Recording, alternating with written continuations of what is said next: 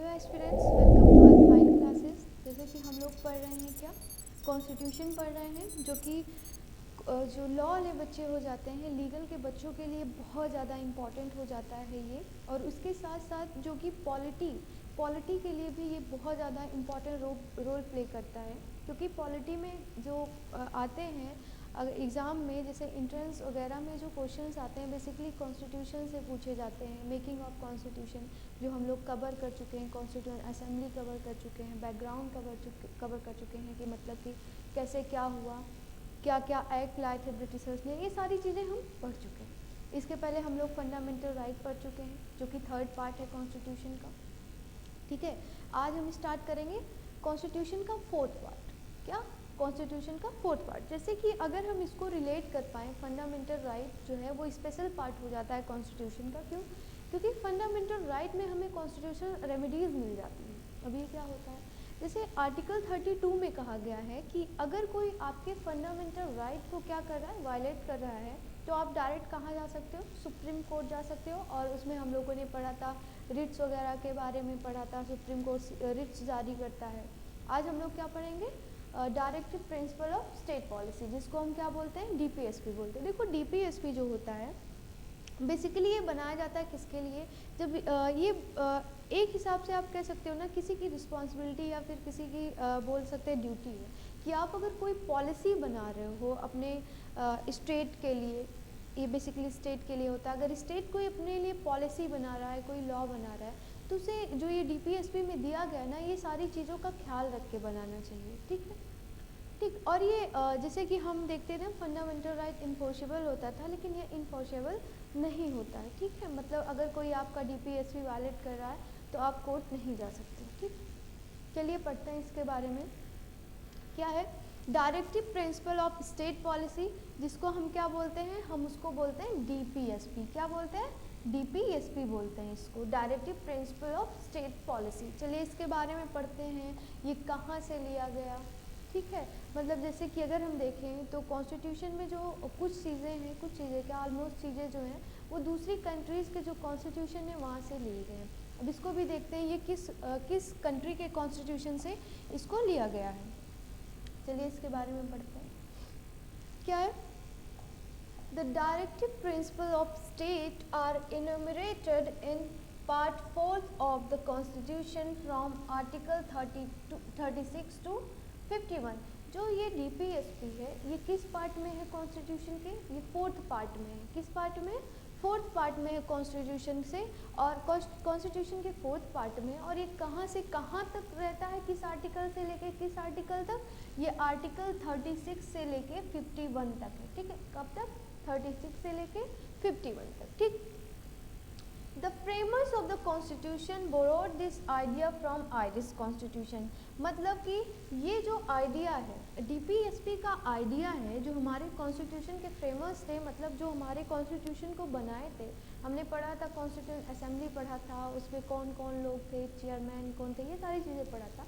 तो वो लोग जो थे इस आइडिया को कहाँ से, किस आइडिया को? डीपीएसपी को किस कॉन्स्टिट्यूशन से लिए? किस कंट्री के? आयरिश कॉन्स्टिट्यूशन से लिए हैं। ठीक है, अब मतलब उस जो आयरिश है वहाँ के कॉन्स्टिट्यूशन का क्या नाम है? आयरिश कॉन्स्टिट्यूशन ऑफ 1937 वाले कॉन्स्टिट्यूशन से इसको लिए हैं। ठीक है, और देखो, doctor Bhimrao Ambedkar describe these principles as noble feature of the Indian constitution. Doctor Bhimrao Ambedkar कौन थे? यहाँ पे नाम आ गया ना, डॉक्टर भीमराव अंबेडकर। डॉक्टर भीमराव अंबेडकर कौन थे? Doctor Bhimrao Ambedkar drafting committee के चेयरमैन थे। कौन थे? ड्राफ्टिंग कमेटी के चेयरमैन। ड्राफ्टिंग कमेटी के क्या थे ये? चेयरमैन थे। कौन? डॉक्टर भीमराव अंबेडकर। इन्होंने क्या कहा है directive principles of state policy, इनके बारे में क्या कहा? डीपीएसपी के बारे में कहा है novel features of Indian constitution. क्या बोला है? Novel features of Indian constitution. ठीक है, Directive principle along with the fundamental rights contain the philosophy of the constitution and is the soul of the constitution। मतलब क्या माना जाता है इसको? साउल माना जाता है किसका? कॉन्स्टिट्यूशन का माना जाता है। ग्रेविल ऑस्टिन ने क्या कहा इसके बारे में? Directive principle and fundamental right as the conscience of the constitution. क्या बोला है? Conscience of constitution. किसके बारे में? डीपीएसपी के बारे में। और किसके बारे में? फंडामेंटल राइट्स के बारे में। हमने फंडामेंटल राइट्स के बारे में पढ़ा हुआ है ना। फंडामेंटल राइट्स क्या होता है? इन्फोर्सेबल बाय लॉ होता है। और जो है इसको अगर कोई आपको क्या कर सकता है, कोई अगर आपके फंडामेंटल राइट को हर्ट करता है, वायलेट करता है या ब्रीच करता है, तो आप जो है अकॉर्डिंग आर्टिकल 32 के तहत कहाँ जा सकते हैं? सुप्रीम कोर्ट जा सकते हैं। ठीक है। अब डायरेक्टिव प्रिंसिपल के फीचर्स क्या हैं? ठीक है, मतलब इसकी क्या स्पेशलिटी है, ये सारी चीज़ें हम पढ़ेंगे। Feature of the directive principal क्या है? The phrase directive principle of the state policy denotes the ideas that the state should keep in mind while formulating policies and enacting laws। मैंने पहले बोला था ना, ये जो होता है किसके लिए है? बेसिकली स्टेट्स के लिए है कि स्टेट्स जब आप अपने लिए पॉलिसीज़ बना रहे हो, अपने लिए लॉज बना रहे हो, तो आपको डीपीएसपी हमेशा अपने माइंड में रखना चाहिए। क्योंकि डीपीएसपी क्या है? डीपीएसपी में जो चीज़ें दी गई हैं उसको आपको अपने माइंड में रखते हुए अपने स्टेट के लिए पॉलिसीज़ बनानी है या फिर लॉज बनानी है। ठीक है। These are constitutional instructions or recommendations to the state legislative, executive and administrative matter. ये क्या है? ये किसकी तरह काम करता है? इंस्ट्रक्शन की तरह काम करता है। किसके लिए?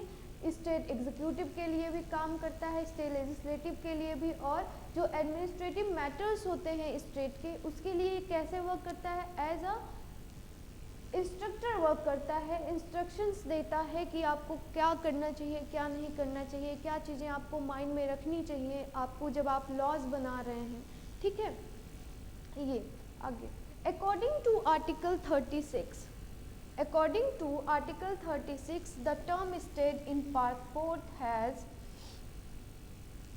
same meaning as the part 3rd dealing with the fundamental right। देखो पार्ट 3rd जो है फंडामेंटल राइट जो है उसमें स्टेट की डिफिनीसन दी गई है, और यहाँ पे स्टेट की डिफिनीसन वही रहती है जो कि फंडामेंटल राइट में दिया गया। मतलब स्टेट की डिफिनीसन यहाँ पे नहीं चेंज हो रहा है। ठीक, ये देखते हैं।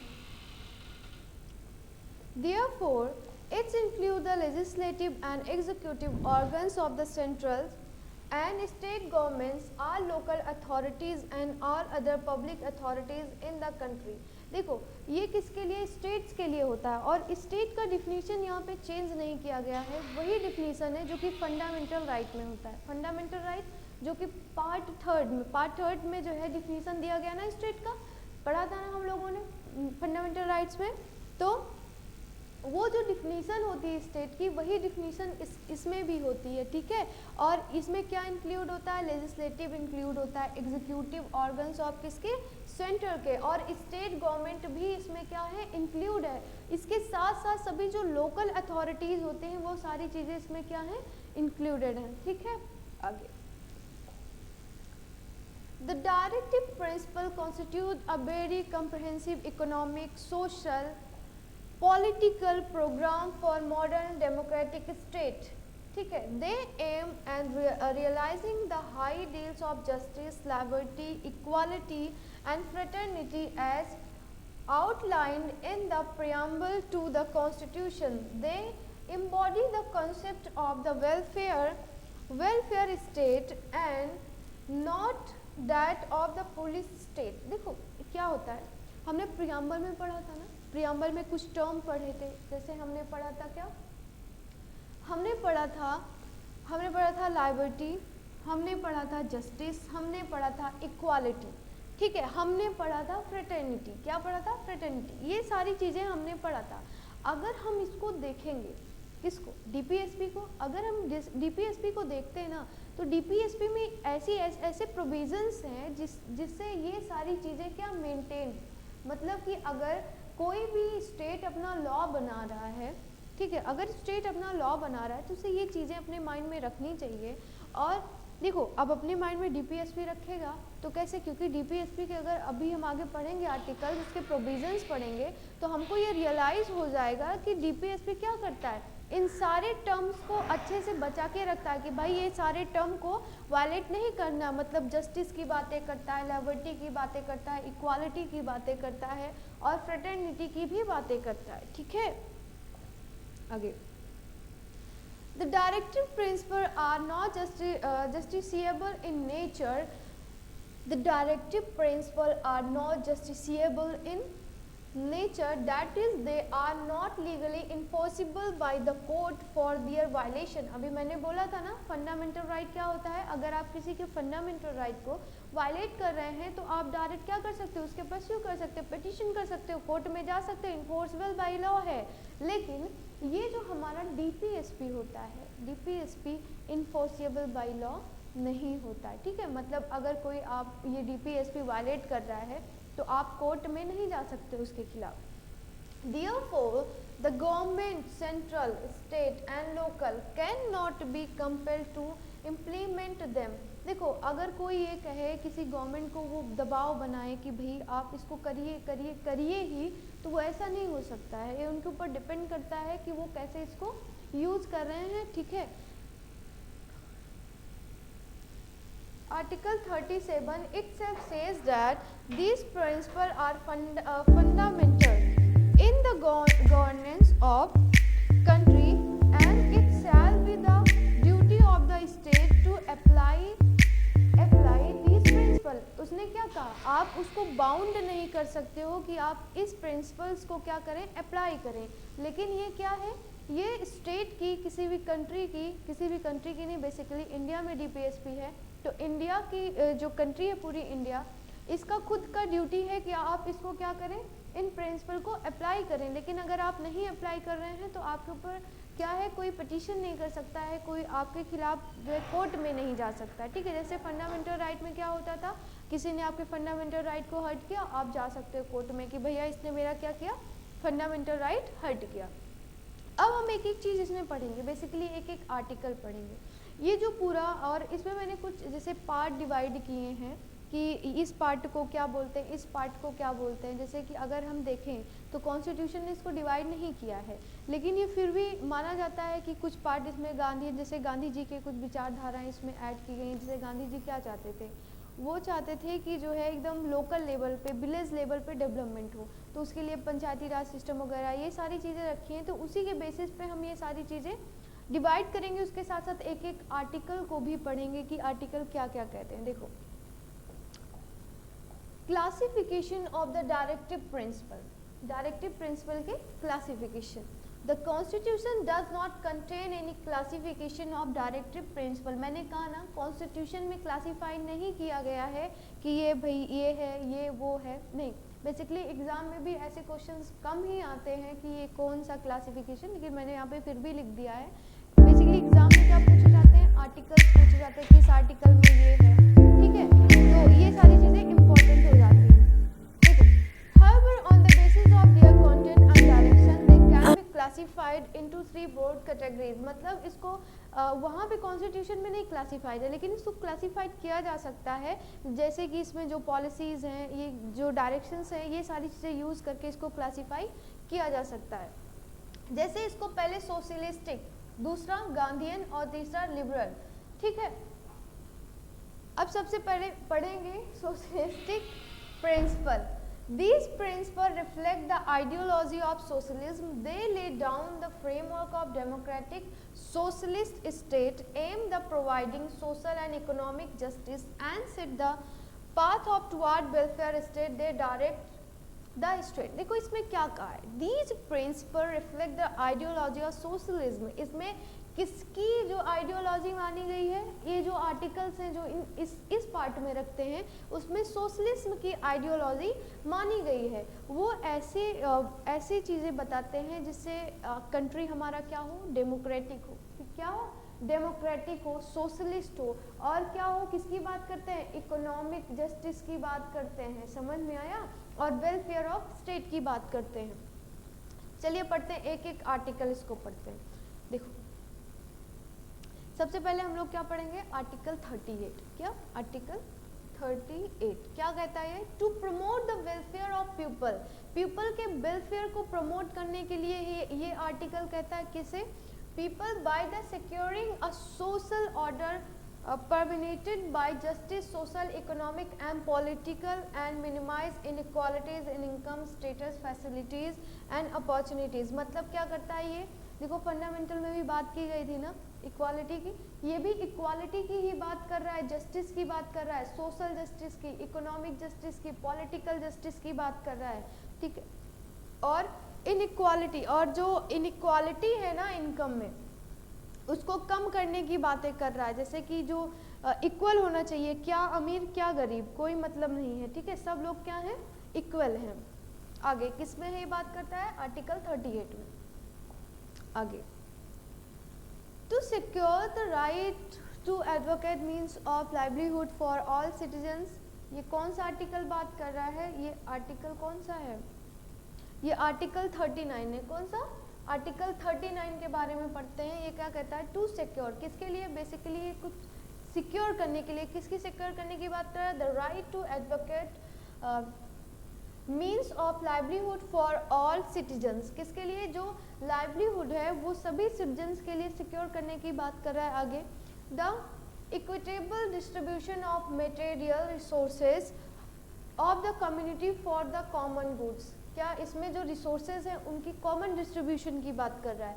Prevention of concentration of wealth and means of productions, equal pay for equal work for men and women, ये इम्पॉर्टेंट हो जाता है कि मतलब कि मैन है कि वुमेन है, डजेंट मैटर, अगर आप समान काम कर रहे हैं तो आपका पे भी क्या होगा, आपको जो पैसा मिलेगा, आपको जो सैलरी मिलेगी वो भी इक्वल होगी। ऐसा नहीं है कि अगर आप जो है लड़की हैं और आप जो है समान, जैसे कि मान लीजिए एक लड़का है एक लड़की है, क्या है, एक लड़का है और एक लड़की है, ये लड़की है, ये बेसिकली लड़की है और ये क्या है, एक लड़का है, ठीक है।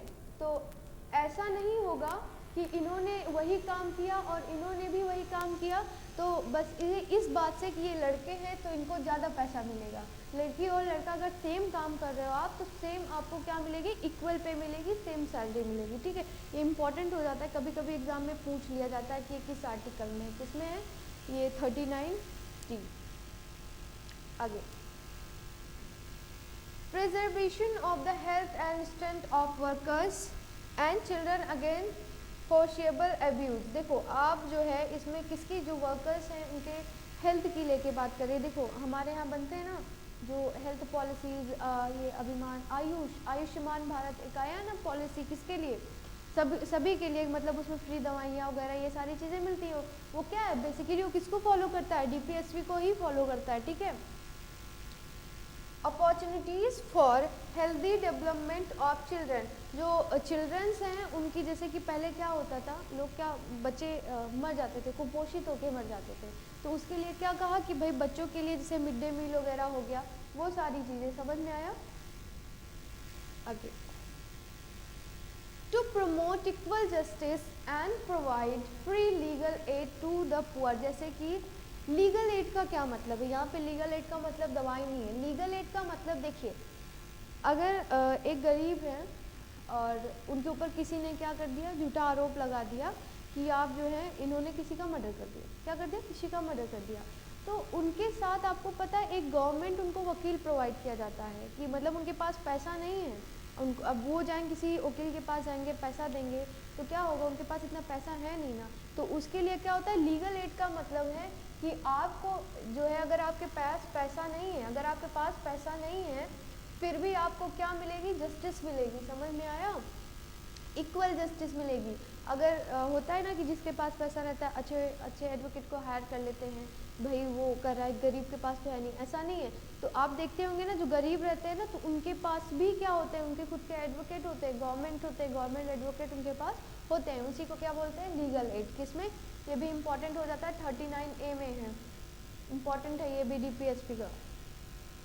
आगे, to secure the right to work, education and public case unemployment, old age, sickness. देखो, to secure the right to work, to education and to public assistance in cases of unemployment, old age, sicknesses and disablement। मतलब कि देखो, अभी जो अगर आप देखेंगे गांव वगैरह में जो बहुत बूढ़े रहते हैं, वो कुछ भी नहीं किए, उनको हर 6 महीने पे क्या मिलता है, उनको बेसिकली उसको पेंसिल बोलते हैं, उनको मिलता है जीने के लिए। वो बीमार वगैरह रहते हैं, तो उन सारी चीज़ों के लिए, क्योंकि वो बीमार हैं, बुढ़े हैं, वो कुछ कर नहीं सकते, तो भूखे मरेंगे नहीं, उनके लिए भी प्रोविज़न बनाया जाना चाहिए कि भाई जो बुढ़े हो गए हैं, काम नहीं कर सकते हैं, डिजेबल हैं, मतलब डिजेबल हैं, वो काम नहीं कर सकते हैं, तो उनके लिए क्या, उनके लिए भी कुछ ऐसी पॉलिसी होनी चाहिए जिससे वो मरे नहीं। और इक्वल राइट टू वर्क, मतलब सभी के पास राइट है वर्क करने का। अगर कोई बोले कि भाई आप जो दूसरे कास्ट के हैं, आप यहाँ पे काम नहीं कर सकते हैं, तो ऐसा नहीं है, सबके पास इक्वल राइट है वर्क करने का, एजुकेशन का इक्वल राइट है, ठीक है। And public assistant in employment, मतलब कि अगर कहीं एम्प्लॉयमेंट की बात होती है, जैसे होता है ना कि एजुकेशन हो गया या किसी और सेक्टर में, आपको ये नहीं कहा जाएगा, हमने फंडामेंटल राइट में भी पढ़ा था, इसमें भी पढ़ रहे हैं कि आपको ये नहीं, इनइक्वालिटी नहीं फील करवाया जाएगा कि भाई आप इस कास्ट से हैं या फिर आप अमीर हैं या फिर गरीब हैं, मतलब इक्वल राइट है आपके पास, आप वर्क कर सकते हैं। To make provision just for human condition of work and maternity relief, समझ में आया। ऐसे प्रोविजंस बनने चाहिए बेसिकली यहाँ पे क्या होता है मैटरनिटी रिलीफ के लिए, जैसे कि अगर कोई प्रेग्नेंट है तो उसके लिए क्या होता है कि अब ये नहीं, अगर आप कोई प्रेग्नेंट है, बहुत गरीब, उनके पास पैसा नहीं है, तो ऐसा नहीं है कि आप तुरंत जाओगे वहाँ पे तो आपसे बोलेंगे ये सारी चीज़ें करो, तो उस इन सारी चीज़ों के लिए जो प्रेग्नेंट वुमेंस के लिए मिलता है रिलीफ, उन सारी चीज़ों की इसमें बात की गई है, किसमें, आर्टिकल 42 में। To secure a living wage, a decent standard of life and social and culture opportunity for our workers, article 43। देखो इसमें क्या होता है, आप लोगों ने बात सुना होगा, एक था मनरेगा, पहले मनरेगा था फिर नरेगा, नरेगा था फिर मनरेगा हो गया था, वो सारी चीज़ों की बात की है, इसी के अकॉर्डिंग वो बना था। To take step to secure the participation of workers in the management of industries, जो है to take step to secure the participation of workers in the management of industry, article 43A में कहा गया है, ठीक है। जैसे कि इसमें ये सारी चीज़ें दी गई हैं कि आप जो है किसी को फोर्स करके काम नहीं करवा सकते हैं, मतलब पहले क्या होते थे, लेबर्स को ख़रीदा जाता था, बेचा जाता था, वो सारे प्रोविजंस यहाँ पे ख़त्म कर दिए। फिर उसके बाद to raise the level of nutrition and standard living of people and improve the public health, article 47, ठीक है। आर्टिकल 47 किसके बारे में कहता है, level of nutrition, to raise the level of nutrition and standard of living of people and improve public health, article 47। अब देखो जो गांधीयन प्रिंसिपल है उसको पढ़ते हैं कि मतलब कि कुछ इसमें गांधीयन प्रिंसिपल, जो गांधी जी की विचारधारा है, कुछ इसमें क्या थी इंक्लूडेड थी, उन सारी चीज़ों के बारे में पढ़ते हैं। इसमें क्या था, These principles are based on Gandhian ideology, ये प्रिंसिपल किसके ऊपर बेस है, जो गांधी जी की आइडियोलॉजी थी उनके ऊपर बेस्ड है। They represent the program of reconstructions initiated by Gandhi during the national movement, ठीक है। ये उन चीज़ों को बताता है बेसिकली जो नेशनल मूवमेंट के टाइम पे गांधी जी जिन जिन चीज़ों का मांग करते थे या फिर लगता था कि इस डायरेक्शन में वो काम करेंगे in order to full the dreams of Gandhi, Gandhi ji के जो ड्रीम है उनको फुल करने के लिए क्या किया था। Some of his ideas were included as directive principle, they required the state। देखो तो उनके जो ड्रीम था बेसिकली, गांधी जी का ड्रीम क्या था कि वो जो हमारा पूरा डेवलपमेंट किस लेवल पे होना चाहिए, विलेज लेवल पे होना चाहिए। उनके अकॉर्डिंग जो इंडिया था वो क्या था, कंट्री ऑफ विलेजेस था, ठीक है। तो उन्हीं की इस ड्रीम को फुलफिल करने के लिए उनके कुछ आइडियाज़ को कहाँ पे रख दिया गया, DPSP में रख दिया गया। जैसे to organise village panchayat and them with the necessary, मतलब यहाँ पे बात किसकी की गई है, आर्टिकल 40 में पंचायत की बात की गई थी। पंचायत आप जानते हैं ना, गांव में, गांव वगैरह में क्या होता है, पंचायत होता है, 5 लोग, ये सारी चीज़ें, तो उस जैसे अभी भी होते हैं, जैसे प्रधान वगैरह होते हैं ना, तो उन सारी चीज़ों की यहाँ पे बात की गई है। आगे, to promote cottage industries on the individual cooperation basis of rural areas, ठीक है। और क्या है, ये आर्टिकल 43 है। उसके बाद 43B में क्या है, to promote voluntary formation, autonomous functioning, democratic control and professional measurement and cooperative societies. Basically हमारी सोसाइटी कैसी होनी चाहिए, ये सारी चीज़ें, मतलब इसमें बेसिकली वो सारी चीज़ें रखी गई हैं जो गांधी जी के मतलब आइडियोलॉजी पर बेस्ड थी, ठीक। देखो यहाँ पर एक टर्म आया था पंचायत, उसको यहाँ मैं बताना चाहूँगी। जो पंचायती राज सिस्टम है, पंचायती राज सिस्टम, उसको बेसिकली क्या करते हैं हम, ये जो टायर होता है ये 3 लेवल्स में होता है, 3 टायर्स में या फिर 3 लेवल्स बोल सकते हैं आप। जो सबसे अपर होता है वो डिस्ट्रिक्ट लेवल होता है, क्या होता है, डिस्ट्रिक्ट लेवल। और जो उसके नीचे होता है वो ब्लॉक लेवल, क्या होता है, ब्लॉक लेवल, जिसको हम ब्लॉक समिति बोलते हैं, क्या बोलते हैं, ब्लॉक समिति। और डिस्ट्रिक्ट लेवल को क्या बोलते हैं, जिला परिषद, क्या बोलते हैं, जिला परिषद। और ये जो थर्ड होता है वो विलेज लेवल पे होता है, किसके लेवल पे, विलेज लेवल पे होता है। और इसको क्या बोलते हैं, ग्राम पंचायत, क्या बोलते हैं, ग्राम पंचायत।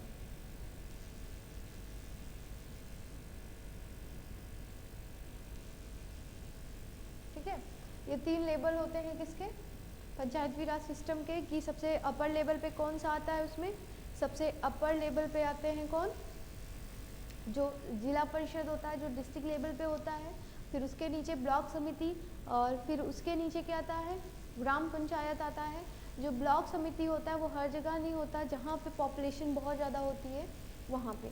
जो इसका थर्ड पार्ट है, लिबरल इंटेलेक्चुअल प्रिंसिपल्स, वो क्या है, the principle included the category represent ideology of, जो कि लिबरलिज्म का जो आइडिया उसमें रिप्रेजेंट होता है जिन जिन आर्टिकल्स को, उसको बेसिकली किस में रख दिया गया है, लिबरल इंटेलेक्चुअल में रख दिया गया है। कौन, जैसे article 44, to secure for our citizen a uniform civil code throughout the country. एक यूनिफॉर्म सिविल कोड की बात करते हैं, जो कि अभी सिर्फ कहाँ पे है, अभी गोवा ने इसको क्या है, अप्लाई किया हुआ है। जैसे कि अभी हर जगह नहीं है ना, गोवा ने अप्लाई किया हुआ है। अब कोई कह दे कि भाई यूपी में क्यों नहीं है, यूपी में भी कर दो, नहीं हो सकता भाई, आप जाके वहाँ पे पिटीशन नहीं फिल कर सकते हैं, केस नहीं कर सकते हैं, ठीक है, क्योंकि इन्फोर्सेबल बाय लॉ नहीं है। To provide early childhood care, देखो ये पहले टीपीएसपी में भी था, मतलब कि जो छोटे बच्चे हैं 6 साल से ज़्यादा, जो 6 साल कंप्लीट कर लिए हैं, ये आर्टिकल 45 में कहा गया है कि जो भी बच्चे 6 इयर्स अपना कंप्लीट कर चुके हैं उनको एजुकेशन का राइट है। आप उनके लिए कुछ ऐसे प्रोविजंस बनाएं जिनसे उनको एजुकेशन मिले, ठीक है, एजुकेशन के लिए कुछ प्रोविजंस बनाएं। लेकिन ये पहले सिर्फ यहीं पे था, कहाँ पे था, यहीं पे था, सिर्फ डीपीएसपी में था। लेकिन अमेंडमेंट करके उसको फिर कहाँ पे कर दिया गया था, 21A में कर दिया गया था, कहाँ पे, फंडामेंटल राइट में, कहाँ पे, फंडामेंटल राइट में कर दिया गया था, ठीक है।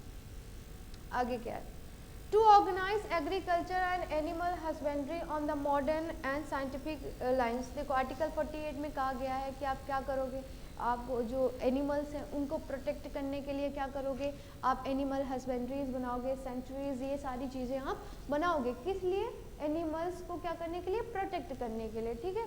और ये इसमें भी वही बोलते हैं क्या, to protect and improve the environment and to safeguard forest and wildlife, ये आर्टिकल 48 है। 48 में क्या कहा गया है कि आप इन्वायरमेंट और जो फॉरेस्ट है इन सबको क्या करेंगे, फॉरेस्ट एंड वाइल्ड लाइफ को क्या करेंगे, प्रोटेक्ट करेंगे। उनके लिए आप ऐसी पॉलिसीज़ आपको बनाना चाहिए जिससे आप उनको क्या करें, प्रोटेक्ट करें। आगे, और इसमें क्या कहता है, to protect monument places and object of artistic on historic interest which are declare to be national importance. देखो ऐसे मॉन्यूमेंट्स जैसे कि क्या हो गया, ताजमहल वगैरह हो गया, आप इनको भी क्या करोगे, प्रोटेक्ट करोगे। ऐसे मॉन्यूमेंट्स जो आपके क्या हैं, नेशनल इम्पोर्टेंस में आते हैं, मतलब वो इम्पोर्टेंट है आपके नेशन के लिए। या फिर अब मान लीजिए ताजमहल, इंडिया की पहचान ताजमहल, ऐसा नहीं है सिर्फ ताजमहल है, बहुत सारे ऐसे हैं। तो ऐसे बोल रहे हैं कि मान लीजिए इंडिया की पहचान किसी ताजमहल से, तो ताजमहल क्या है, एक इम्पॉर्टेंट मॉन्यूमेंट हो जाता है किसके लिए, नेशन के लिए, और उसको प्रोटेक्ट करना आपकी जिम्मेदारी है। To separate the judiciary from the executive in the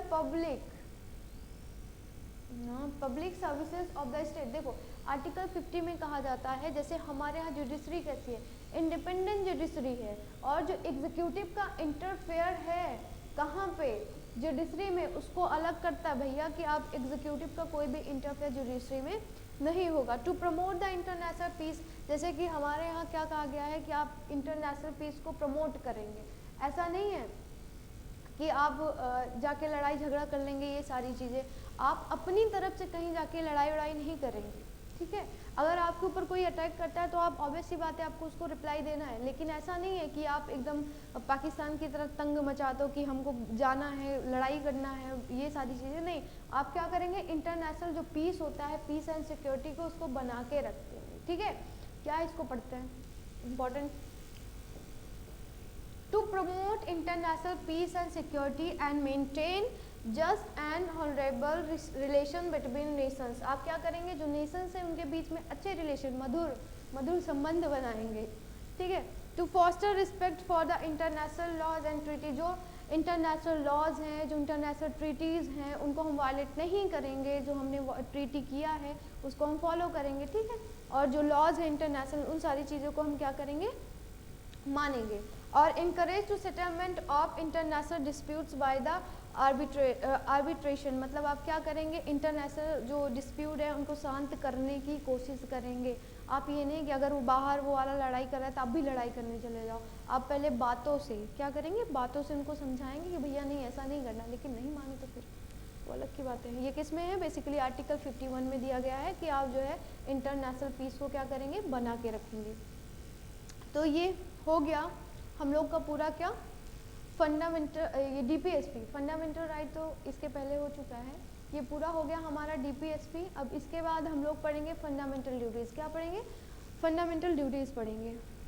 आज के लिए इतना ही, थैंक यू।